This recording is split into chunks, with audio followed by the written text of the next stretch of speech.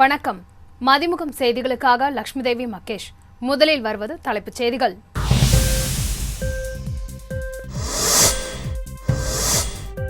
எடப்பாடி பழனிசாமியின் மக்கள் விரோத ஆட்சிக்கு முடிவு கட்ட வேண்டும். சென்னையில் நடந்த கிராம சபை கூட்டத்தில் திமுக தலைவர் மு.க. ஸ்டாலின் பேச்சு.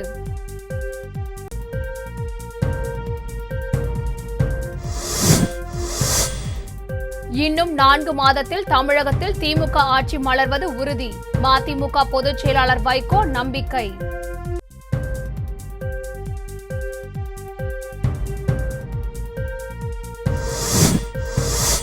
தமிழகத்தில் கொரோனா தடுப்பூசி செலுத்தும் பணி வரும் 16ஆம் தேதி தொடக்கம். திட்டத்தை மதுரையில் தொடங்கி வைக்கிறார் முதலமைச்சர் பழனிசாமி.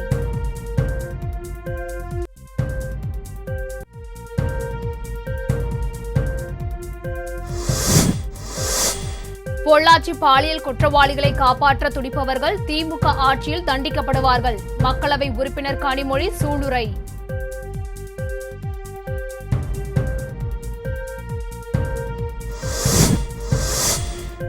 முதுநிலை சட்டப்படிப்பிற்கு நுழைவுத் தேர்வு நடத்த முயற்சிப்பதா? மத்திய பாஜக அரசுக்கு மதிமுக பொதுச் செயலாளர் வைகோ கடும் கண்டனம்.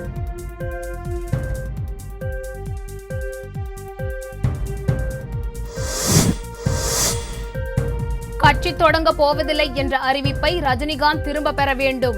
சென்னை வள்ளுவர் கோட்டத்தில் நூற்றுக்கணக்கான ரசிகர்கள் அறவழியில் ஆர்ப்பாட்டம்.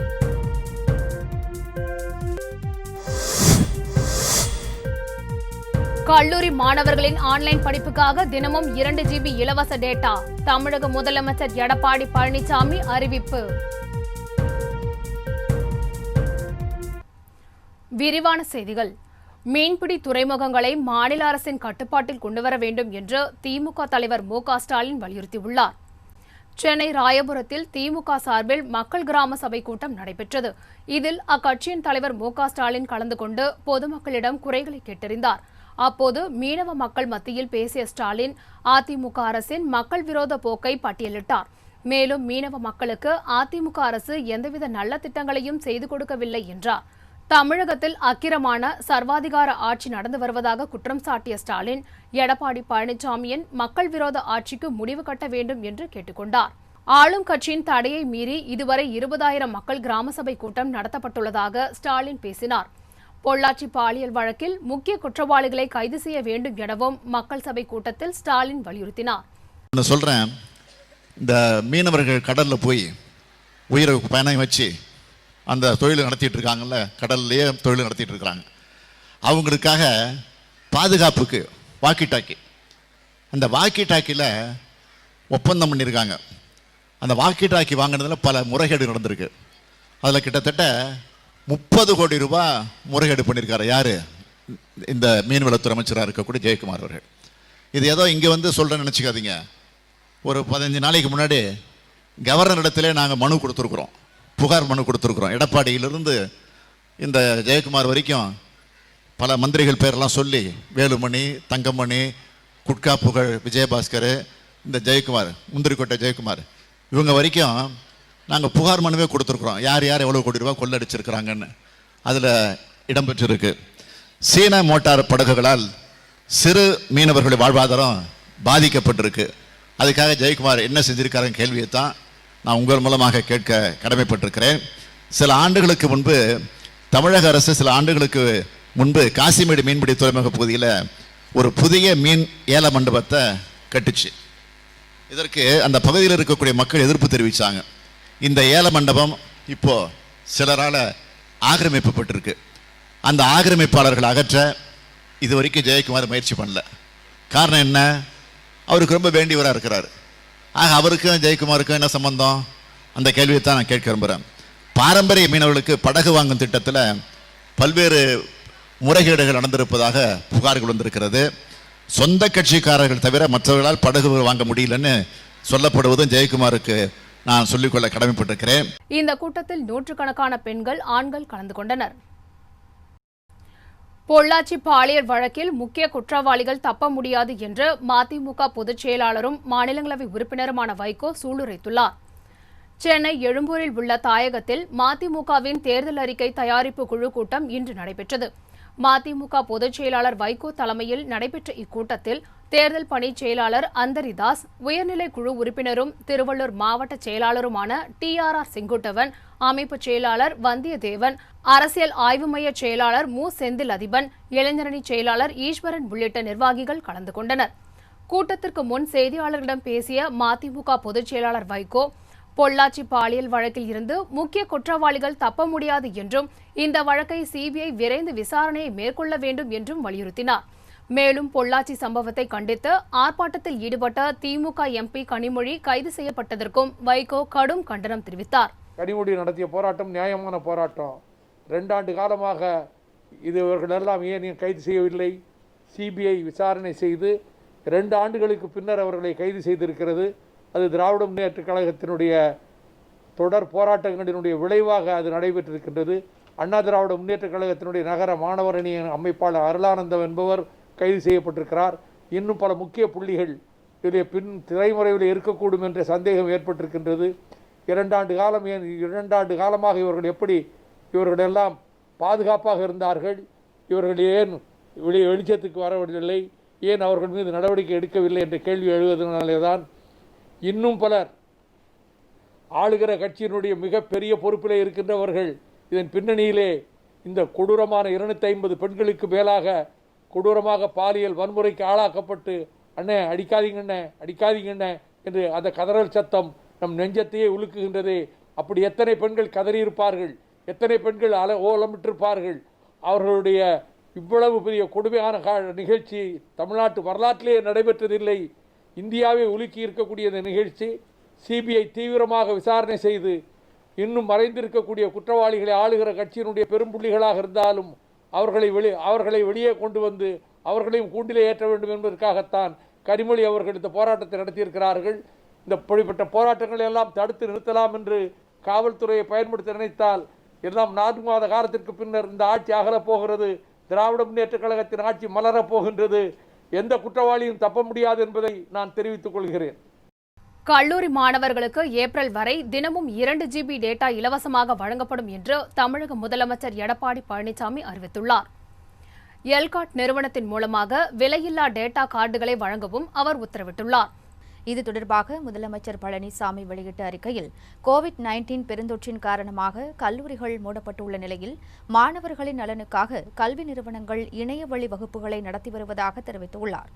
மேலும் மாணவர்கள் இணைய வழி வகுப்புகளில் கலந்து கொள்ள ஏதுவாக அரசு மற்றும் அரசு உதவி பெறும் கலை மற்றும் அறிவியல் கல்லூரிகள், பாலிடெக்னிக் கல்லூரிகள், பொறியியல் கல்லூரிகள் மற்றும் கல்வி உதவித்தொகை பெறும் சுயநிதி கல்லூரிகளில் பயிலும் 9,69,047 மாணவர்களுக்கு ஜனவரி 2021 முதல் ஏப்ரல் 2021 வரை 4 மாதங்களுக்கு நாளொன்றுக்கு 2 GB டேட்டா பெற்றிட எல்காட் நிறுவனத்தின் மூலமாக விலையில்லா டேட்டா கார்டுகளை வழங்கிட உத்தரவிட்டுள்ளதாக முதலமைச்சர் குறிப்பிட்டுள்ளார்.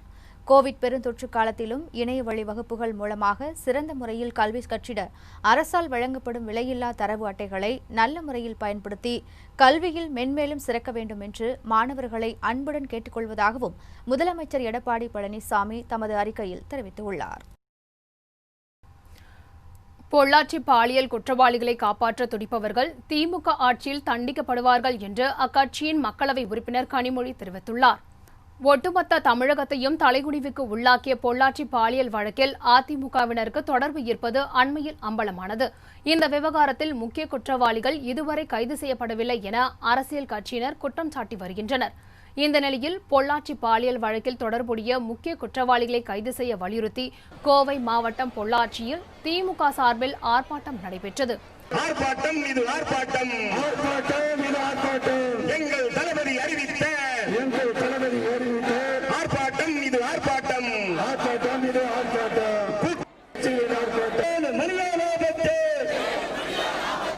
ஓய மாட்டோம், ஒதுங்க மாட்டோம். நியாயம் கிடைக்கும் வரை ஒதுங்க மாட்டோம். இதில் கலந்து கொண்டு பேசிய கனிமொழி, பொள்ளாச்சி பாலியல் விவகாரத்தில் பாதிக்கப்பட்ட பெண்களுக்கு இதுவரை நியாயம் கிடைக்கவில்லை என்று குற்றம் சாட்டினார். மேலும் பாலியல் குற்றவாளிகளை காப்பாற்ற துடிப்பவர்கள் திமுக ஆட்சியில் தண்டிக்கப்படுவார்கள் என்று கனிமொழி சூளுரைத்தார். இந்த விசாரணை விரைவிலே முடிவடைய வேண்டும். விரைவிலே இந்த குற்றவாளிகள் நீங்க பேருக்கு 10 பேரை கைது செய்வதை நாங்கள் ஏற்றுக்கொள்ள மாட்டோம். உண்மையான குற்றவாளிகள் அது எந்த உயரத்துல இருந்தாலும் அவர்களும் சட்டத்திற்கு முன்னால் நிறுத்தப்பட வேண்டும் என்பதை எச்சரிக்கையாக இங்கே நான் சொல்லிக் கொள்கிறேன். அதுவரை திராவிட முன்னேற்ற கழகமும் எங்கள் தலைவர் தளபதி அவர்களும் ஓய மாட்டோம். இந்த பெண்களுக்கு நியாயம் கிடைக்க வேண்டும் என்பதை வலியுறுத்தி தெரிவித்துக் கொள்கிறேன். முன்னதாக ஆர்ப்பாட்டத்தில் கலந்து கொள்வதற்காக வந்த கனிமொழியை ஈச்சனாரி அருகே போலீசார் தடுத்து நிறுத்தினர். இதனை கண்டித்து திமுகவினர் சாலை மறியலில் ஈடுபட்டனர். ஆளும் அதிமுக அரசுக்கு எதிராகவும் காவல்துறைக்கு எதிராகவும் அப்போது கண்டன கோஷங்கள் எழுப்பப்பட்டன.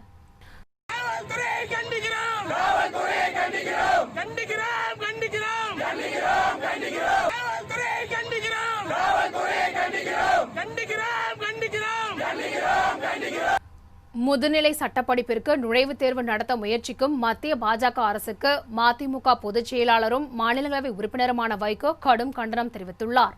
இது தொடர்பாக வைகோ வெளியிட்டுள்ள கண்டன அறிக்கையில் மருத்துவ படிப்புகளுக்கு தேசிய தகுதிக்கான நுழைவுத் தேர்வு நீட் புகுத்தப்பட்டு கிராமப்புற மாணவர்கள், பட்டியல் இன பிற்படுத்தப்பட்ட பழங்குடி மாணவர்களின் மருத்துவ கனவை காணல் நீராக்கிய மத்திய பாஜக அரசு தற்போது சட்டக் கல்வியிலும் சமூக நீதியை ஒழிக்க முதலடியை எடுத்து வைத்துள்ளதாக தெரிவித்துள்ளார்.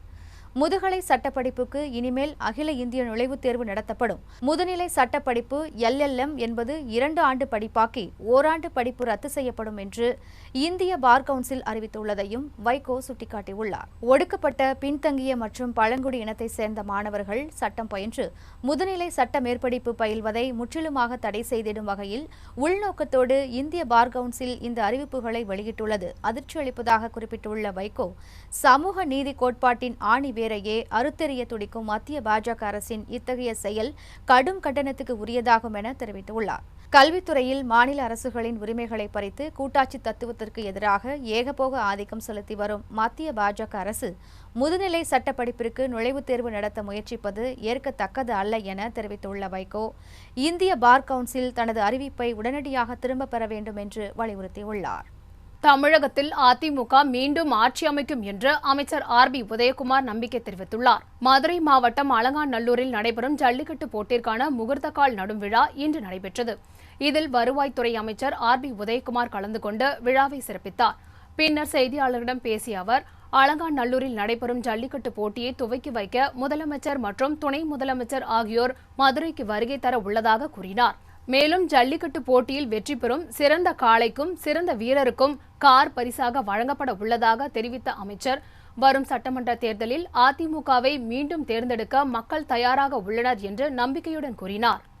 அலங்காநல்லூரை பொறுத்தளவிலே 12-13 அலங்காநல்லூர் ஒன்றிய துவக்கப்பள்ளியில் நடைபெறுகிறது. அனைத்து நிகழ்வுகளும் CCTV கேமரா மூலமாக கண்காணிப்பதற்கான சிறப்பு ஏற்பாடுகளை மாவட்ட நிர்வாகம் இன்றைக்கு காவல்துறை வேண்டுகோளோடு ஏற்பாடு செய்யப்பட்டிருக்கிறது. அதே போல் வருகிற எல்லோருக்குமே குடிநீர் வசதி, கழிப்பறை வசதி, அதே போல் பார்க்கிங் வசதி அனைத்துமே முறைப்படுத்தப்பட்டு நம்முடைய காவல்துறையோட வழிகாட்டுதலோடு மாவட்ட நிர்வாகம் அதை செய்து கொண்டிருக்கிறார்கள். ஒவ்வொரு ஆண்டும் நமக்கு இருக்கக்கூடிய அனுபவத்திலே இந்த ஆண்டு முற்றிலும் ஒரு வேறுபட்ட அனுபவம்.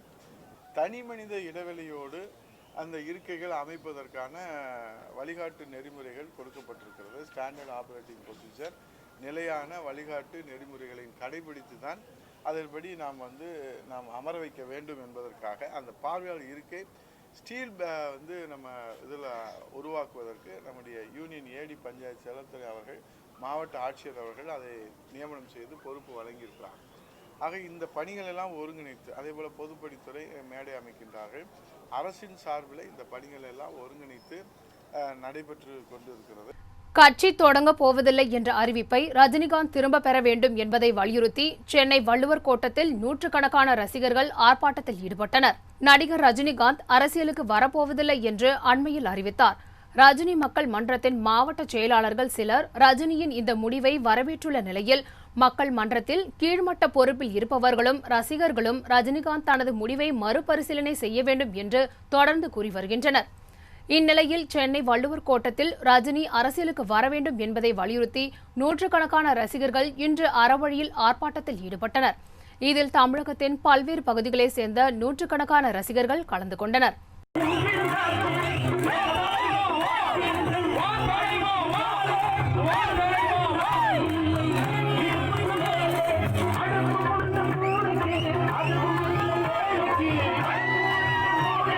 இதற்கிடையே அரசியலுக்கு வாங்க ரஜினி என்ற ஹேஷ்டேக் ட்விட்டரில் ட்ரெண்டிங் ஆனது. மதிமுக பொதுச் செயலாளர் வைகோ மேற்கொண்ட முயற்சியின் காரணமாக நைஜீரியாவில் உயிரிழந்த தமிழரின் உடல் தமிழகம் கொண்டு வரப்பட்டது. இது தொடர்பாக மதிமுக தலைமை அலுவலகமான தாயகம் வெளியிட்டுள்ள அறிக்கையில், மதுரையை சேர்ந்த செந்தூர் வேலன் ஆப்பிரிக்காவின் நைஜீரியா நாட்டில் பணிபுரிந்து வந்த நிலையில் கடந்த ஒரு வாரத்திற்கு முன்பு மாரடைப்பால் இயற்கை எய்தினார் என தெரிவிக்கப்பட்டுள்ளது. மேலும் உடலை இந்தியா கொண்டுவர உதவ வேண்டும் என மதிமுக பொதுச் செயலாளர் வைகோவிடம் உறவினர்கள் கோரிக்கை வைத்ததை சுட்டிக்காட்டியுள்ள தாயகம், அதனை ஏற்று வெளியுறவுத்துறை அமைச்சர் ஜெய்சங்கர் மற்றும் நைஜீரியாவில் உள்ள இந்திய தூதரகத்திற்கு வைகோ கடிதம் எழுதினார் என்றும் தெரிவித்துள்ளது. மேலும் அதன் பலனாக உடல் சென்னைக்கு விமானம் மூலம் கொண்டுவரப்பட்டதாகவும் திருச்சியில் நாளை அடக்கம் செய்யப்பட உள்ளதாகவும் தாயகம் குறிப்பிட்டுள்ளது. 12ஆம் வகுப்பு மாணவர்களுக்கு நேரடி வகுப்புகள் நடத்திட வேண்டும் என கல்வியாளர்கள் கருத்து தெரிவித்துள்ளனர். இதுகுறித்து நமது மதிமுகம் தொலைக்காட்சிக்கு பேட்டியளித்த பேராசிரியர் முகமது அப்துல் காதர், உயர்கல்வி பயில உள்ள 12ஆம் வகுப்பு மாணவர்களுக்கு 40% பாடத்திட்டங்களையாவது நேரடியாக நடத்த வேண்டும் என்று அரசுக்கு கோரிக்கை வைத்தார். ஒரு தொடர்ச்சியான கல்வியை கற்க வேண்டும் என்ற நோக்கத்தில்தான் இதுபோன்ற இந்த தற்காலிக ஆன்லைன் கல்வி முறை நடைமுறைப்படுத்தப்படுகிறது. ஆனால் இதை ஒரு முழுமையான கல்வி முறையாக நாம் எடுத்துக்கொள்ள முடியாது. காரணம், ஒரு வகுப்பறை என்று எடுத்துக்கொண்டால் அந்த வகுப்பறையில் நன்றாக படிக்கக்கூடிய மாணவர், சராசரியாக படிக்கக்கூடிய மாணவர், கற்றல் குறைபாடு உள்ள மாணவர் என்று பலதரப்பட்ட மாணவர்களை உள்ளடக்கியது தான் அந்த வகுப்பறை. எல்லோருக்குமான கல்வி, எல்லோருக்குமான புரிதலை தரக்கூடிய கல்வி தான் ஒரு முழுமையான கல்வி. அது நேரடியான கல்வி முறையால் தான் தர முடியும். எனவே ஆன்லைன் கல்வி முறை என்பது ஒரு முழுமையான கல்வி கிடையாது. மற்றொன்று புறம் நாம் சிந்தித்து பார்த்தால் இது ஒரு ஏற்றத்தாழ்வு மிக்க கல்வி முறையாக தான் இருந்து வருகிறது. காரணம், பொருளாதாரத்தில் பின்தங்கிய பெற்றோர்கள் 2-3 குழந்தைகள் இருக்கும் பட்சத்தில் அவர்கள் செல்போன் வசதியோ இணையதள வசதியோ ஏற்படுத்தி கொடுப்பது ஒரு சாத்தியமில்லாத ஒன்று. அவர்களுக்கு ஆன்லைன் கல்வி முறை ஒரு முழுமையான கல்வியை, ஒரு தொடர்ச்சியான கல்வியை பெற முடியாத சூழல்தான் ஏற்பட்டு விடுகிறது. பொள்ளாச்சி பாலியல் சம்பவத்தை கண்டித்து போராட்டத்தில் ஈடுபட சென்ற திமுக எம்பி கனிமொழி தடுத்து நிறுத்தப்பட்டது பாலியல் குற்றவாளிகளை காப்பாற்ற அரசு மேற்கொள்ளும் முயற்சி என்று 50% மக்கள் கருத்து தெரிவித்துள்ளனர். நமது மதிமுகம் தொலைக்காட்சியின் யூடியூப் பக்கத்தில் தினந்தோறும் அன்றாட முக்கிய நிகழ்வுகள் குறித்து கருத்து கேட்கப்பட்டு வருகிறது. அந்த வகையில் பொள்ளாச்சி பாலியல் சம்பவத்தை கண்டித்து போராட்டத்தில் ஈடுபட சென்ற திமுக எம்பி கனிமொழி தடுத்து நிறுத்தப்பட்டது குறித்து கருத்து கேட்கப்பட்டது. இதற்கு பாலியல் குற்றவாளிகளை காப்பாற்ற அரசு முயற்சி செய்கிறது என்று 50% மக்கள் கருத்து தெரிவித்துள்ளனர். மேலும் அதிமுக அரசின் அராஜக நடவடிக்கை என்று 26% பேர் கருத்து தெரிவித்துள்ள நிலையில் ஜனநாயக உரிமை பறிப்பு என 24% மக்கள் கருத்து தெரிவித்துள்ளனர். இதேபோன்று நாள்தோறும் நமது மதிமுகம் தொலைக்காட்சியின் யூடியூப் பக்கத்தில் கேட்கப்படும் கேள்விகளுக்கு நீங்களும் உங்களுடைய கருத்தை பதிவு செய்யலாம். நாட்டில் பல்வேறு இடங்களில் நடந்த முக்கிய நிகழ்வுகளை தற்போது விரைவு செய்திகளாக பார்க்கலாம். சென்னையில் இருந்து மதுரைக்கு தேஜஸ் ரயில் மீண்டும் இயக்கப்பட்டதால் பயணிகள் மகிழ்ச்சி அடைந்துள்ளனர். சென்னையில் இருந்து மதுரைக்கு இயக்கப்பட்ட தேஜஸ் ரயில் பயணிகள் வருகை குறைந்ததால் அண்மையில் நிறுத்தப்பட்டது. இந்த நிலையில் தற்போது சென்னையில் இருந்து மதுரைக்கு தேஜஸ் ரயில் மீண்டும் இயக்கப்பட்டுள்ளது. இந்நிலையில் மதுரைக்கு வந்த ரயில் பயணிகளுக்கு பாராளுமன்ற உறுப்பினர் வெங்கடேசன் இனிப்பு வழங்கி வரவேற்றார். மேலும் தேஜா என்ற பெயரை மாற்றி தமிழ் சங்கம் என்று பெயர் சூட்ட வேண்டும் என வெங்கடேசன் வலியுறுத்தினார். தூத்துக்குடியில் தேவேந்திர குல வேளாளர் தலைவர் பசுபதி பாண்டியனின் 9ஆம் ஆண்டு நினைவு தினத்தை முன்னிட்டு அவருடைய நினைவிடத்தில் குரு பூஜை விழா நடைபெற்றது. இவ்விழாவிற்கு மாநில தலைவர் பார்வதி சண்முகசாமி தலைமை தாங்கினார். இதைத் தொடர்ந்து செய்தியாளர்களை சந்தித்து பேசிய அவர், தேவேந்திர குல மக்களை பட்டியல் இனத்தில் இருந்து வெளியேற்றி தேவேந்திர குல வேளாளர் என அறிவிக்கும் கட்சிக்கே தேர்தலில் தங்களின் ஆதரவு என்று தெரிவித்தார். வர்ற எலெக்ஷனுக்கு எங்களுக்கு கொடுக்கிற பவர்ல இருக்கு, அவங்க ஆட்சியில் உட்கார்றதும் மாற்று அரசியல் வர்றது. தூத்துக்குடியில் சமத்துவ மக்கள் கழகம் சார்பில் சமத்துவ பொங்கல் விழா நடைபெற்றது. மாவட்ட செயலாளர் மாலை சூடி அற்புதராஜ் தலைமையில் நடைபெற்ற இவ்விழாவில் சமத்துவ மக்கள் கழகத்தின் மகளிர் அணியினர் பட்டு சேலை அணிந்து புதுப்பானையில் பொங்கல் வைத்து தங்களது மகிழ்ச்சியை வெளிப்படுத்தினர். தமிழக அரசின் புதிய திட்டத்திற்கு எதிர்ப்பு தெரிவித்து கோவை சிங்காநல்லூரில் பொதுமக்கள் போராட்டத்தில் ஈடுபட்டதால் பரபரப்பு ஏற்பட்டுள்ளது. சிங்காநல்லூரில் உள்ள தமிழ்நாடு வீட்டு வசதி வாரியத்தில் குடியிருப்போர் மற்றும் உரிமையாளர்கள் ஒன்றிணைந்து தமிழ்நாடு வீட்டு வசதி வாரியத்தின் புதிய திட்டத்திற்கு எதிர்ப்பு தெரிவித்து போராட்டம் நடத்தி வருகின்றனர். இதனைத் தொடர்ந்து அந்த பகுதியில் உள்ள வீட்டு உரிமையாளர்கள் தங்கள் நிலத்தை மீட்பதற்கான ஆலோசனைக் கூட்டம் நடைபெற்றது. தமிழக பாஜக தலைவர் எல் முருகனுக்கு எதிர்ப்பு தெரிவித்து மதுரையில் திமுக மற்றும் விடுதலை சிறுத்தை கட்சியினர் கோஷங்களை எழுப்பியதால் பதற்றம் நிலவியது. மதுரை திருப்பாலை மந்தை திடலில் பொங்கல் விழா தமிழக பாஜக தலைவர் எல் முருகன் தலைமையில் நடைபெற்றது. அப்போது திமுக மற்றும் விடுதலை சிறுத்தை கட்சியினர் பிரதமர் மோடிக்கு எதிராக கோஷங்களை எழுப்பினர். இதனால் இரு தரப்பினருக்கு இடையில் வாக்குவாதம் ஏற்பட்டது.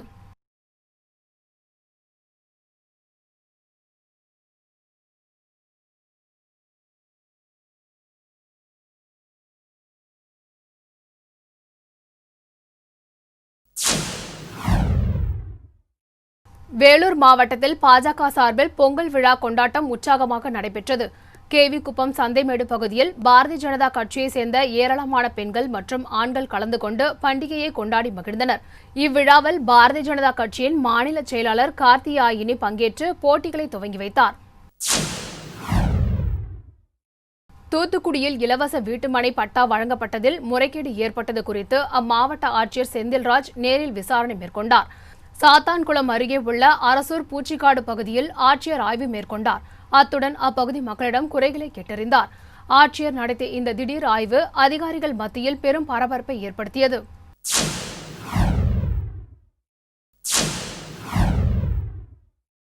வாணியம்பாடி பாலாறு கிளையாற்றில் கால்வாய் பணியை உடனடியாக துவங்க வேண்டும் என அப்பகுதி மக்கள் கோரிக்கை விடுத்துள்ளனர்.